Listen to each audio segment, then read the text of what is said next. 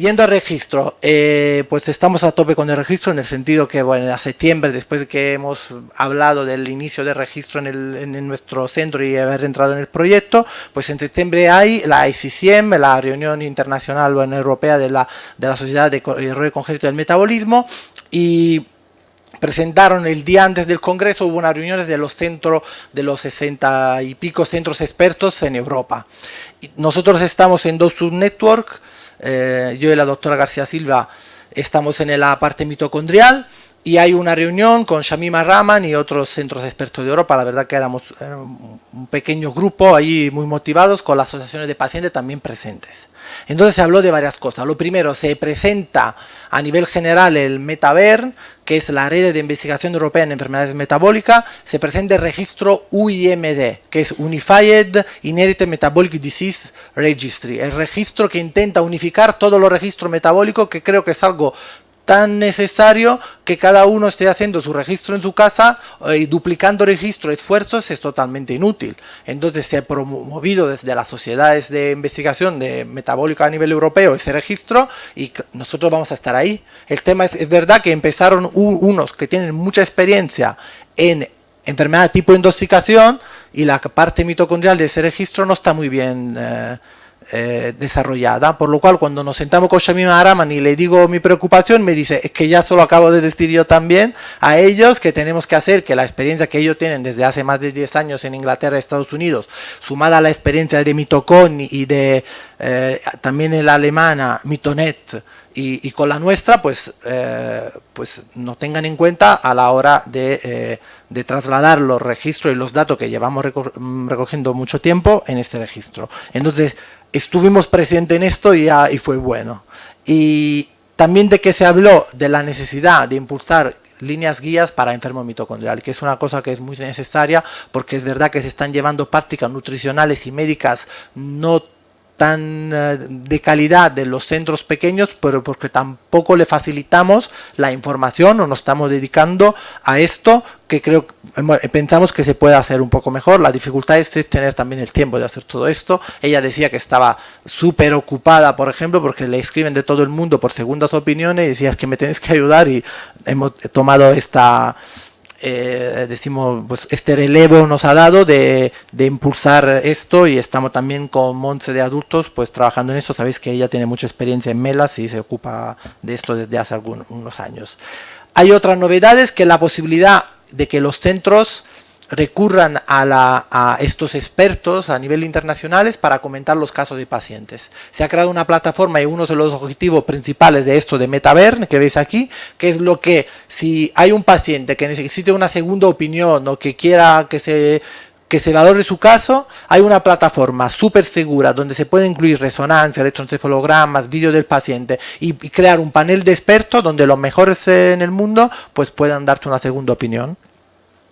Y luego, a nivel científico se habló, pues vinieron un grupo de investigadores de Estados Unidos increíble, donde vieron que el problema principal en el Alzheimer parece estar entre la mitocondria y el retículo endoplasmático, en una nueva estructura que se llama MAM, Mitochondrial Associated Membrane, y que por eso os presenté también el estudio de cómo los pacientes con Alzheimer, a ponerle terapia mitocondriales, pues parece que mejoran. Y bueno, es otra línea que estamos siguiendo. ¿Qué idea más tenemos sobre el registro y a qué punto estamos? Estamos en un punto en el cual nos hemos dado cuenta, y yo de hecho hablaba con Rafa y esa mañana al desayuno nos hemos encontrado de la misma opinión, que hay que abrirnos ya a otros centros y hay que encontrar, ya que nos habéis dado a nosotros la oportunidad de estar dentro desde el primer momento, hay que encontrar la manera de que esto funcione. En Italia, ahora os lo enseñaré, tienen 1800 pacientes en el registro. ¿Esto cómo se consigue? Que tiene que atraer el registro. ¿Qué idea hemos tenido? Pues os la voy a presentar, la idea que me han venido en la cabeza. Claro, a presentar el proyecto de la dieta en FEDER, digo, claro, cuando te van a valorar los proyectos, te ponen viabilidad científica del proyecto, adecuación de equipo, los recursos, el plan de trabajo, los pacientes, te dan puntos. Claro, si yo le pongo los pacientes a incluir, van a ser los de registro mitocondrial, y se cuenta, quiero estudiar MELAS, tengo 190 pacientes en España.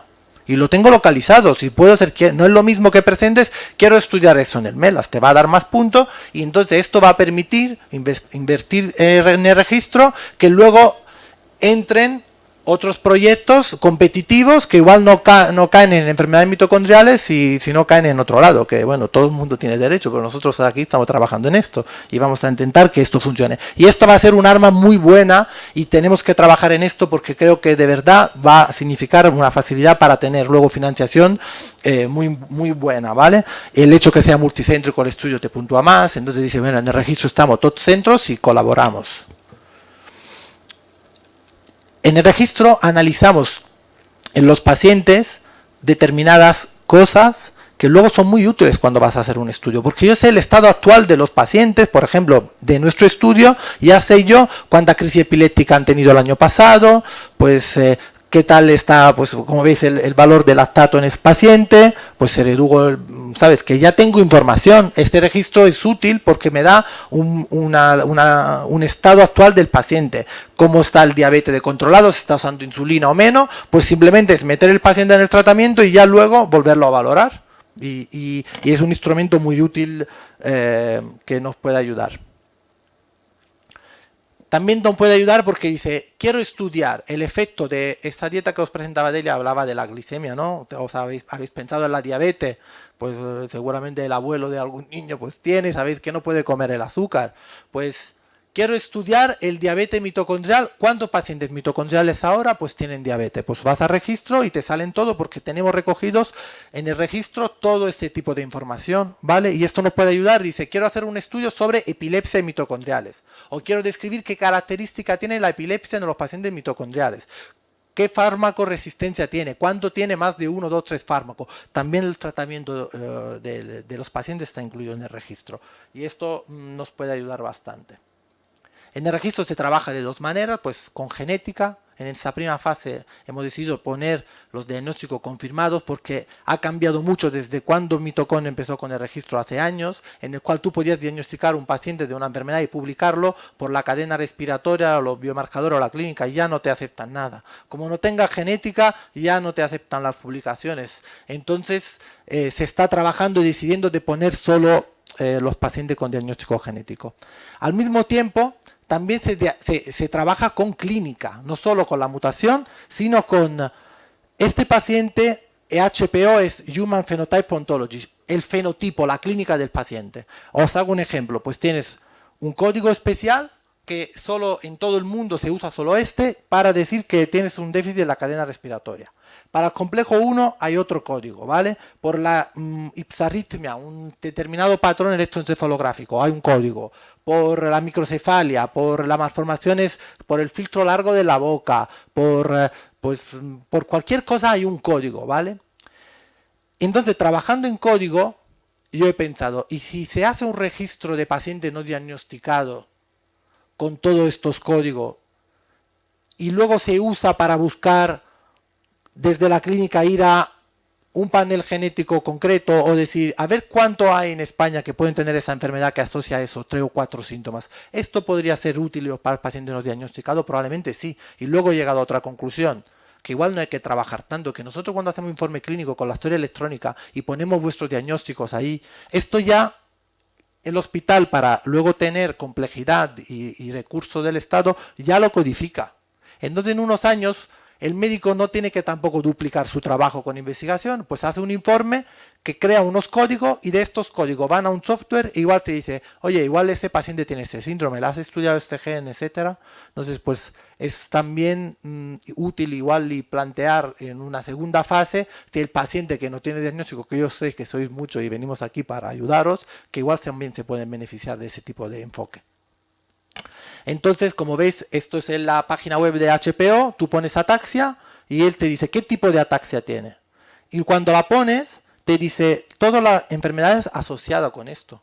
Y entonces, creando algoritmos no solo con un síntoma, sino con varios, pues al final, en vez de salirte aquí con ataxia, salen 770 enfermedades, claro. Pero si igual pones 3 o 4 síntomas, ya se te quedan en 5 y más fácil averiguar.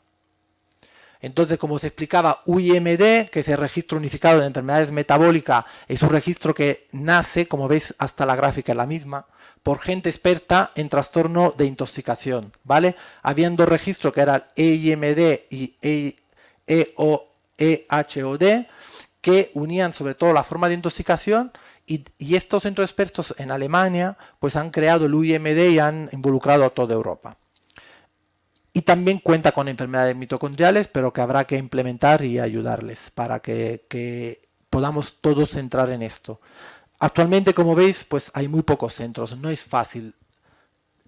Con los recursos que hay, de los 69, 70 centros que hay en Europa, pues somos muy pocos. Hay uno de Italia, 3 en España, donde muchos tienen solo un paciente puesto, porque pues es mucho recurso y la ayuda que vosotros nos habéis dado es muy útil, porque pues poder trabajar en esto tiene efecto. ¿Qué efecto tiene? Pues bueno, en Italia, como veis, pues han conseguido tener 1.800 pacientes registrados. Yo creo que hay que también hace falta que sensibilicemos a los pacientes a ayudar también a comunicarlo. No sé cuál es la estrategia mejor, la vamos a decidir juntos, pero creo que también ellos señalando dónde están y con qué médico están nos puede ayudar a nosotros, como decía Rafa, decir, empezamos por grupo, pues déficit de síntesis de Q10, pues sabemos que o no lo diga el médico o no lo dice el paciente, sabemos pues de dos maneras cuánto hay. Vamos a decir, oye, esto ponémoslo en el registro porque lo vamos a publicar, nos va a dar experiencia, lo vamos a conocer, porque es verdad que nosotros tenemos 2 pacientes en el 12 y como no sabemos a los otros que Rafa os ha presentado, qué tal han ido, los nuestros, por ejemplo, la experiencia que tenemos es que con la suplementación no ha ido bien, por ejemplo. Claro, esta es mi visión que tengo yo, que igual es sesgada porque luego cuando trabajas solo con un paciente y no te sientas a analizar bien los tiempos y las dosis y lo que ha pasado, también uno mismo se hace una idea de lo que está viendo, pero igual no es tan correcta. Entonces, meterlo en un registro, analizar los datos de todo, nos va a dar la idea correcta de lo que es, porque igual luego hay pacientes que no están tan mal. Y cuando voy a informar a una familia qué es un déficit congénito de síntesis de Q10, pues yo tengo mi idea, pero igual es una idea equivocada y estamos trabajando mal. Hay que intentar tener datos para informar también sobre evolución de estos casos. Ejemplos. En el registro EIMD, que son la de tipo intoxicación, han publicado una serie de casos muy amplia, en el cual han visto en 270 pacientes de aciduria metilmalónica, pues en el 12 de octubre hemos llevado 2 o 3, y claro, hay que sumar muchos centros para saber cómo van. Han visto que usando determinados aminoácidos y suplemento, creaban déficit de otros aminoácidos. Y esto, cuando tienes mucho volumen, llegas a esta conclusión, pero si no, cada uno haciendo sus aminoácidos, no sabes si es el producto o es porque si le has pedido los análisis demasiado pronto, si esta familia no sigue la dieta, etcétera, etcétera, ¿no? O si es una cosa individual. Entonces, pues se ha llegado a la conclusión y de hecho ahora el enfoque nutricional de estos pacientes ha cambiado radicalmente, ¿eh? Por lo que es la parte mitocondrial, el registro de Italia, por ejemplo, hay un trabajo de 45 casos de mutación mitocondrial asociada a MERS, en donde han visto que publicando 44, antes había serie de casos, 1 caso, 3 casos, 10 casos, pues han visto una heterogeneidad y una evolución que antes parecía que no había. Han visto portadores asintomáticos, se conoce la enfermedad y eso es importante porque a veces uno tiene un diagnóstico y dice, ¿y esto qué va a pasar? Yo soy portador o esto tiene patogenicidad. Pues si no conocemos la enfermedad, que es la historia natural a través de registro, va a ser muy difícil luego poder informar bien y actuar bien, porque igual hay situaciones que dice, bueno, igual esto no va a tener síntomas hasta una determinada edad y hasta determinada edad no vamos a hacer nada, evitando de ser agresivos. Entonces, esta es la publicación italiana, esta es la Alemania, pues ya vamos a ver si hacemos la primera de España, ¿vale? Pues nada, yo he acabado en el registro. Vamos a intentar implementar los registros mitocondriales en UIMD, a usarlo para fomentar proyectos de investigación, tanto para pacientes sin genética como con genética, y facilitar la cobertura nacional de registro, que creo que estamos todos de acuerdo cómo hay que hacerlo, y en las próximas reuniones tendremos que venir aquí a explicaros qué hemos hecho. Muchas gracias.